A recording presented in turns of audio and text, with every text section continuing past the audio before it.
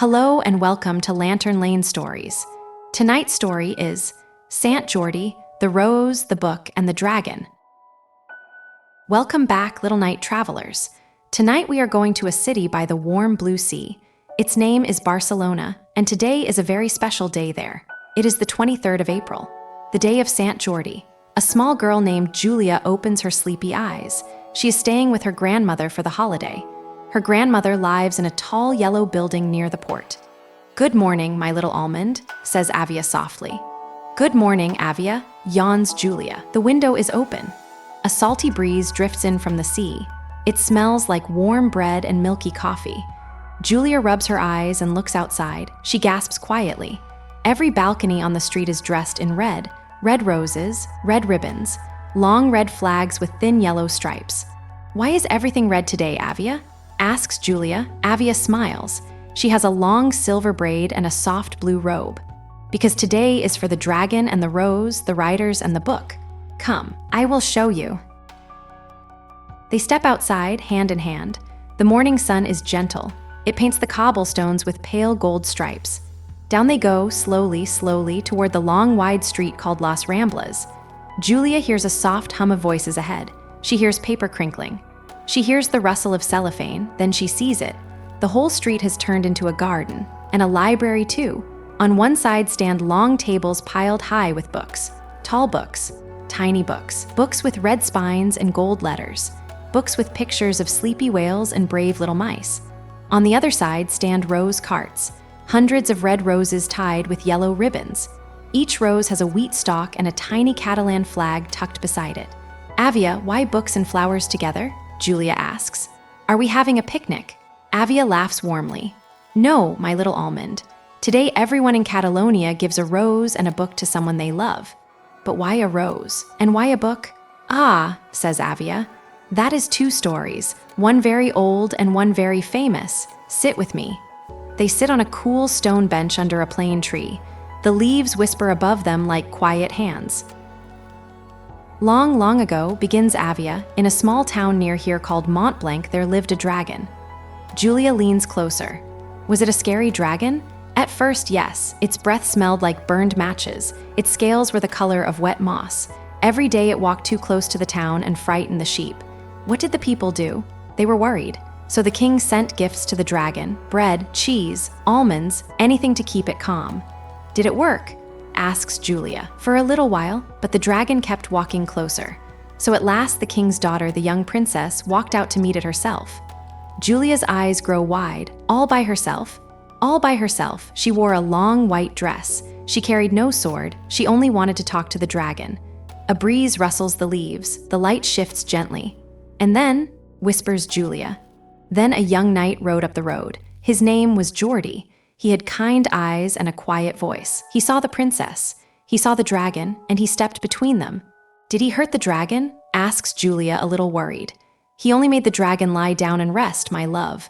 The dragon closed its great green eyes. It curled up like a tired cat, and it never bothered the town again." Júlia lets out a long breath. That is a good ending. "There is more," says Àvia. "Where the dragon had been, one single red rose grew up from the ground. Just one. Bright red, like a tiny lantern. Just from the dirt? Just from the dirt. The night Jordi picked the rose, he gave it to the princess, and he said, 'For you.'" Júlia smiles. Her cheeks feel warm.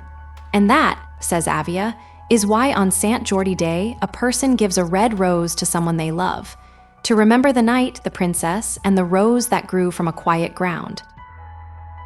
A girl in a blue jacket walks past with a basket of roses. A boy spins by on a scooter, balancing a book on his palm. The air smells now of paper and petals and roasted nuts. "But Àvia, what about the books?" asks Júlia. "Where did the books come from?" "Ah," says Àvia, "that story is not so old. It is only about 100 years old. Tell me, please. Once there were two writers. One lived far away in England. His name was William Shakespeare. He wrote plays about kings and forests and fairies and lovers." "Did you read his plays?" asks Júlia. "Many times. The other writer lived here in Spain. His name was Miguel de Cervantes. He wrote the very first long story book that people called a novel. It was about a kind, dreamy old man who thought he was a knight. What was the old man's name?" "Don Quixote."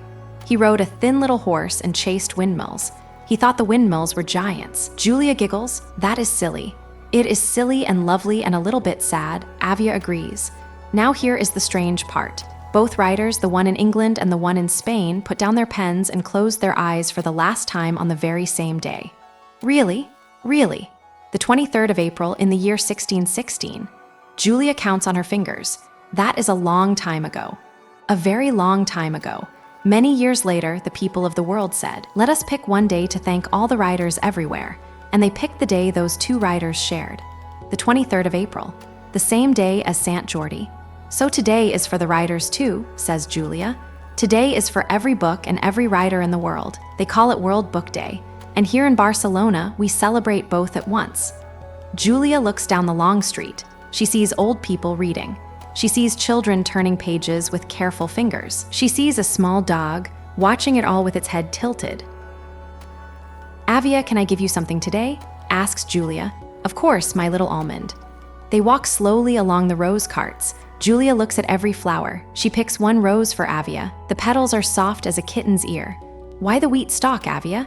she asks again, gently touching the dry golden stem. "The wheat means we wish each other a good year. Roses for love, wheat for bread on the table." Júlia smiles. She likes that very much. Then they walk to the book tables. A man with round glasses and a red apron leans down. "Looking for a story, little one?" "For my best friend Maria," says Júlia. "She likes drawings of the sea."